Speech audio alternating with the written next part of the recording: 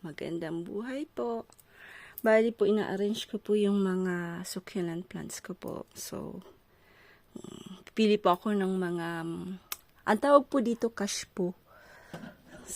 Kasi po, walang butas yan. So, pagka inano nyo po yung plants nyo po, inilagay nyo po sa loob ng bahay.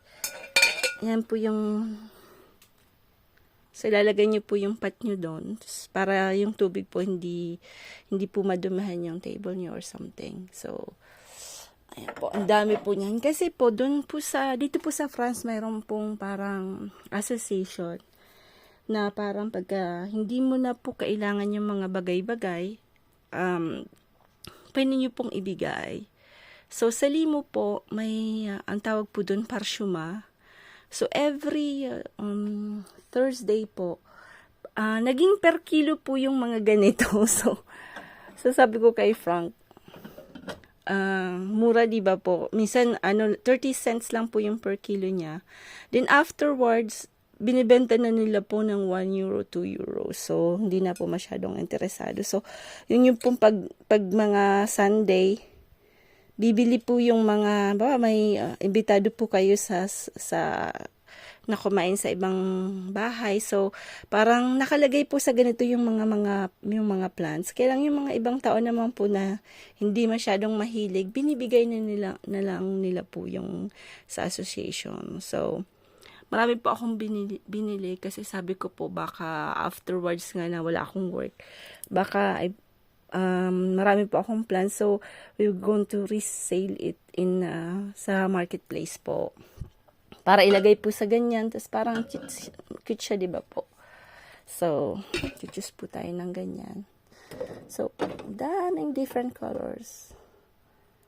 Mahal din po siya pag binili mo siya sa talagang store. Mga din po siya. Minsan mga gulo po ng dito sa garahe. Sobrang gulo. Kahit dito, sobrang gulo pa rin. So, ayan, mga bagahe namin. Di pa namin alam kung saan ilalagay. Yan yung binago ni Frank, but still going on. Sobrang gulo. Ito yung bagong biling sofa.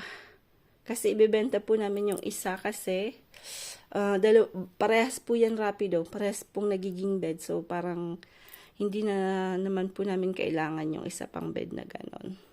So, sobra pa rin pong gulo kasi syempre, sinusort out namin yung mga things na hindi kailangan.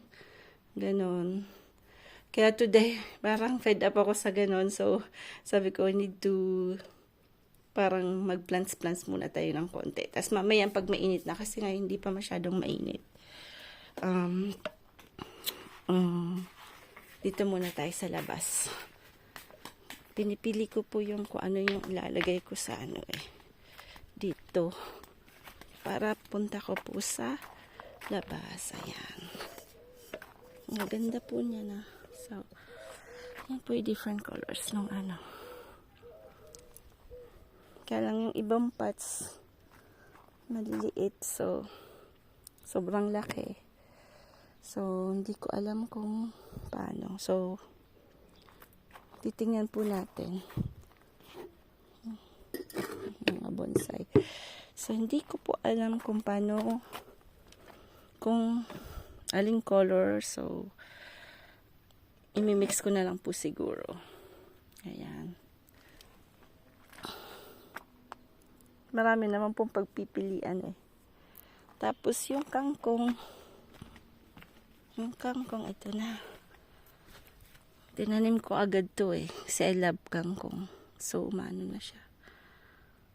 Ayan. Nagtutubo na siya. Pero yung iba dito kasi sobrang init. Gusto yung binigay ng kaibigan ko.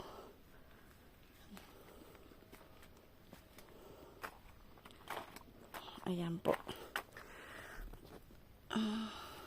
Ganda na po. Thank you po.